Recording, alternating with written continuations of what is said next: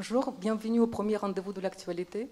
Donc aujourd'hui, notre sujet est consacré donc à la généralisation de la complémentaire santé qui doit s'appliquer au 1er janvier 2015. 16, pardon.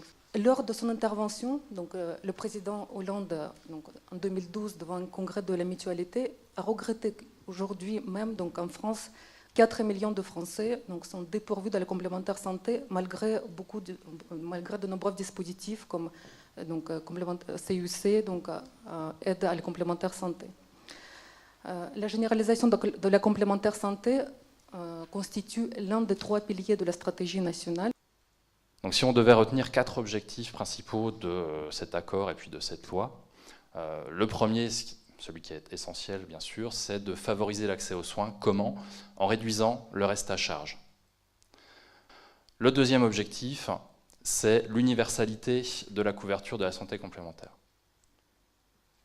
Troisième objectif, c'est de garantir et d'améliorer la couverture santé de tous les salariés. Et puis le dernier objectif qui est un peu plus induit, c'est la limite des dépenses publiques, c'est plus dans la démarche globale de laisser une part de plus en plus importante à l'assurance maladie complémentaire pour limiter les dépenses publiques, sans pour autant que cela signifie que ça va diminuer, faire baisser en tout cas les dépenses totales de santé. On le verra, c'est même l'effet inverse qui se produit. Et tout ça donc, fait qu'il y a des avantages sociaux et fiscaux qui sont proposés donc, aux entreprises aux complémentaires santé, qui vont quand même représenter des coûts importants, puisque ça a été évalué par le Haut Conseil à l'avenir de l'assurance maladie à peu près à 2 milliards d'euros pour les finances publiques. Donc ça a un coût aussi pour les finances publiques. Ce n'est pas que l'entreprise et le salarié qui payent. Et le coût pour les entreprises, on l'a noté, pour donner un ordre de grandeur, ce sera à peu près 2,5 à 3 milliards d'euros. Donc nous avons vu que les dispositifs, donc l'objectif du dispositif, c'est promouvoir l'accès aux soins, sauf que donc, de nombreuses interrogations se posent quant à son impact donc, sur les principes de solidarité. Oui, donc avant la réforme, donc, soit 95% de la population totale donc, ils sont déjà couverts. Donc on a vu qu'il y aura 400 000 contrats nouveaux. Et malgré cette réforme, donc 4% de la population ne seront pas couverts donc, par le dispositif. Donc tout d'abord, donc, ça va être les inactifs, donc les retraités, les chômeurs donc, de plus de 12 mois, les étudiants et les personnes au foyer, les contrats courts, les CDD et les apprentis, et les personnes à temps partiel. Donc finalement, quel effet ça va avoir en termes de solidarité? Ça va quand même avoir un effet assez fort de fragilisation des personnes qui sont déjà le plus éloignées de l'emploi. Pourquoi? Parce que, premier point, on va dire de contexte, les personnes qui sont les plus précaires, qui sont en général ceux qui sont les plus éloignés de l'emploi, sont aussi celles qui sont le plus malades et sont aussi celles qui sont le moins bien couvertes. Donc on est vraiment dans un cercle vicieux où les plus malades sont les moins bien couverts, sont donc de plus en plus malades, recourent de moins en moins aux soins, enfin bref, une logique dont il faudrait réussir à sortir. Et ça va avoir un effet, cette généralisation de la complémentaire santé obligatoire, c'est que tous ceux qui sont couverts sur de l'individuel risquent de voir leur contrat augmenter en termes de tarifs. Pourquoi? Parce qu'ils vont se retrouver à mutualiser des risques sur des éléments qui coûtent plus cher, puisque c'est des populations qui vont coûter plus cher en termes de risque santé. Donc il y a une évaluation qui porte sur un chiffre qui va doubler sur les tarifs contrats individuels. Bon, ça reste une évaluation à prendre avec des pincettes, mais c'est pour donner un ordre de grandeur.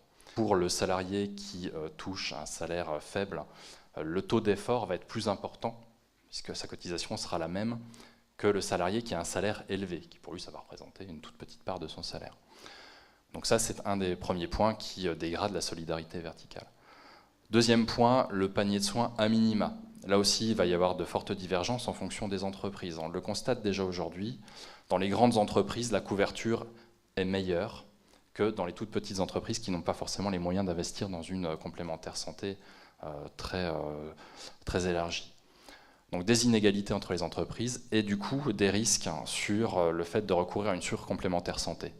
Oui, parce que là encore, ce sont les plus aisés qui vont avoir le plus tendance à recourir à ce type de surcomplémentaire qui va coûter et qui va permettre d'avoir de meilleures garanties.